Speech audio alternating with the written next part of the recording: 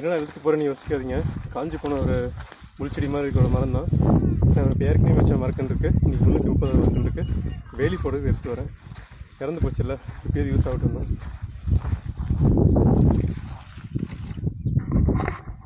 இங்கே இருக்குது பாருங்கள், உங்களோட 330 மரக்கன்று. இது வேலி மாதிரி சுற்றி வச்சிருந்தேன். இப்போது இது நல்லா பாதுகாப்பாக இருக்கும். வளர்றதுக்கு தண்ணி ஊற்றி இதை எப்படி வளர வைக்கணும். பொறுத்திருந்து பார்க்கலாம் எப்படி வளருது.